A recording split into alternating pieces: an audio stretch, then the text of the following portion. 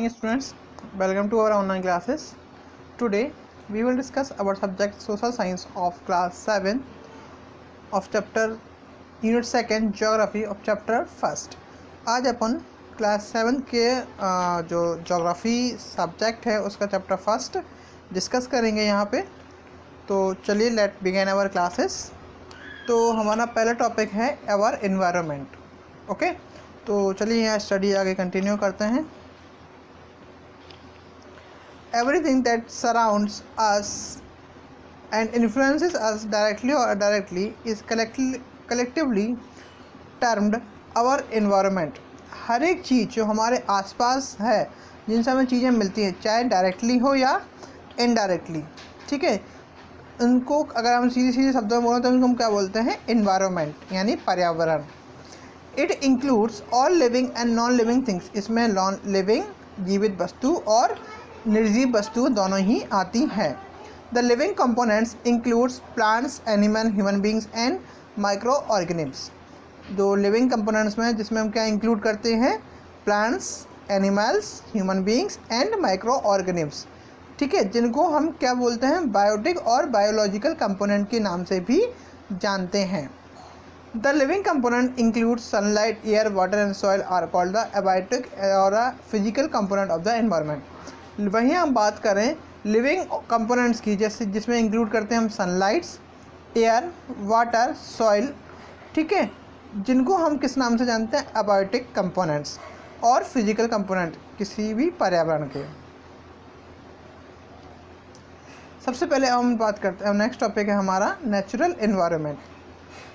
चलिए इसको समझते हैं।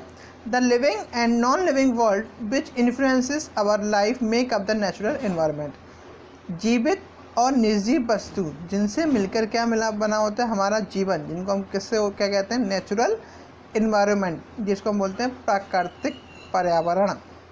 Each part of the environment is called the environmental factor और एनवायरमेंटल कंपोनेंट। हर एक पार्ट एनवायरनमेंट का क्या कहलाता है? एनवायरमेंटल फैक्टर कहलाता है और environmental component. Which is not the same everywhere, जो हर जगह सेम एक जैसा नहीं होता है। This makes the natural environment of one place from the natural environment of another place। जो कि किसी एक जगह का नेचुरल एनवायरनमेंट और किसी दूसरी जगह का नेचुरल एनवायरनमेंट दोनों में ही फ़र्क होता है।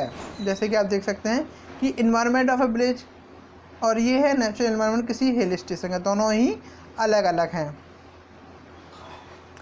Land, water, air, plants and animals comprises the natural environment. Land, ज़मीन, पानी, हवा, पेड़ पौधे, जानवर, ये सबको मिलकर क्या बनाते हैं?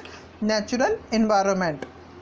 You are familiar with the meaning of lithosphere, hydrosphere, atmosphere and biosphere since your previous class.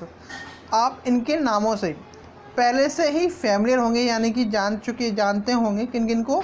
Lithosphere, hydrosphere, atmosphere, biosphere. कब से? जब आप इसकी पहली ही क्लासेस में। तो चलिए नेक्स्ट टॉपिक है हमारा lithosphere. Lithosphere is the solid top layer of the earth. Lithosphere क्या है? एक हार्ड सॉलिड टॉप लेयर है किसी भी हमारी पृथ्वी की। It is made up of rocks and minerals and covered by a thin layer of soil. ये किससे मिलके बनी हुई है? रॉक्स और मिनरल से, और उसकी ऊपरी सतह जो ऊपरी लेयर है वो किससे? एक मोटी सी मिट्टी की परत है। It is an irregular surface with various landforms such as mountains, plateau, plains, valleys etc। ये एक इरेगुलर सरफेस है अलग अलग प्रकार के लैंडफॉर्म्स की, जिस पे क्या क्या बनी हुई हैं? माउंटेन्स, प्लेट्यू, प्लेन्स और वैली, जैसे कि आप फिगर में देख सकते हैं। नेक्स्ट है hydrosphere. The hydrosphere is composed of all of the water on और नियर द अर्थ। हाइड्रोस्फीयर में क्या पाया जाता है? पानी, सभी प्रकार का पानी, या हमारे पृथ्वी के पास में जो नज़दीक में पानी है ऊपर हमारे इन्वायरमेंट में। This includes the ocean, rivers, lakes and even the moisture in the air. इसमें क्या क्या आता है? ओशियन, रिवर्स, लेक्स, यहाँ तक कि हवा में जो नमी होती है वो भी इसी में इंक्लूडेड रहती है। 97% of the earth water is in the ocean. लगभग 97%, 97% जो पृथ्वी का पानी है वो कहाँ से आता है? ओशियन से। The remaining 3% is fresh water. Only कितना? 3% पानी क्या है, फ्रेश है। 3/4 of the fresh water is solid and exist in ice sheet, और उसमें से भी 3/4 यानी 3/4 पानी कैसा है, फ्रेश वाटर सॉलिड है, और बाकी किस में एग्जिस्ट करता है, आइस के शीट्स में। ठीक है, जैसे कि फिगर में एक देख सकते हो, ये क्या है, हाइड्रोस्फीयर है। नेक्स्ट है atmosphere. The atmosphere is the body of air which surrounds our planets. Atmosphere क्या है, एक हवा का बॉडी है जो हमारे प्लैनेट के आसपास है। Most of our atmosphere is located close to the earth surface where it most dense, और ज़्यादातर जो मोस्टली जो एटमॉस्फेयर है वो कहाँ लोकेटेड है, हमारे अर्थ सरफेस पे। The air of our planet is 79% nitrogen, just 21% oxygen. जो हमारे प्लैनेट पे एयर है इसमें क्या है, 79% नाइट्रोजन है, ओनली जस्ट ओनली 21% ऑक्सीजन पाई जाती है। The small remaining amount is compose of CO2 and carbon dioxide and other gases, और बाकी जो गैसेस है वो छोटे छोटे अमाउंट्स में है, कार्बन डाइऑक्साइड और दूसरी गैस हैं। ये आप जैसे कि देख सकते हैं, ये हमारा एटमॉस्फेयर का फिगर है। Next topic is biosphere. The biosphere is composed of all living organisms, plants and animals, one celled organisms are all the part of the biosphere. Biosphere में क्या है, सभी जीव जंतु आते हैं, प्लांट्स, एनिमल्स, और यहाँ तक कि एक सेल से बने हुए ऑर्गेनिम्स में इसी के पार्ट होते हैं। Most of the planet's life is found from the 3 meter below the ground to the 30 meter above it. लगभग ये सारे प्लैनेट्स पे लाइफ जो है वो कहाँ है, 3 मीटर नीचे और ग्राउंड से 30 मीटर ऊपर। In the top of the 200 metre of the ocean and the sea, और ओशियन और सी से कितने ऊपर, 200 मीटर ऊपर।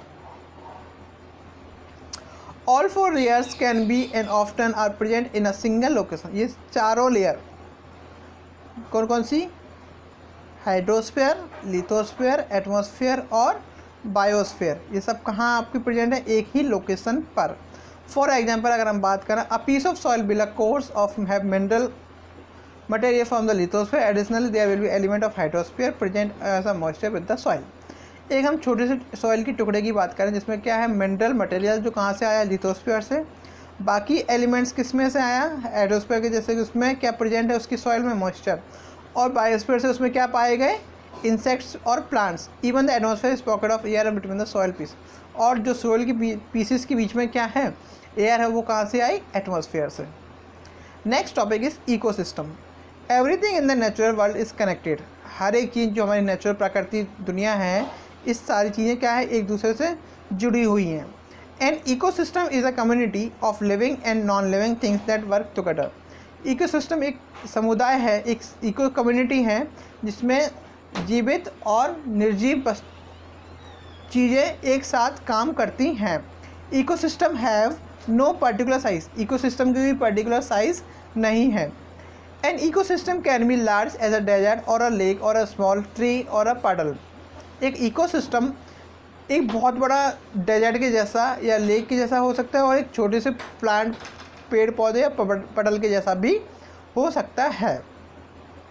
इफ़ यू हैव अ टेरियम, अगर आप बात करें टेरियम की, तो it is an artificial ecosystem. ये क्या है, एक आर्टिफिशियल इकोसिस्टम है। The water and water temperature, plants, animals, air, land, soil all works together. अगर हम बात करें पानी के temperature, plants, animals, air, light, soil, ये सब क्या है, एक साथ ही काम करते हैं। If there is not enough light और वाटर, और if the soil does not have the right nutrient, the plant will die.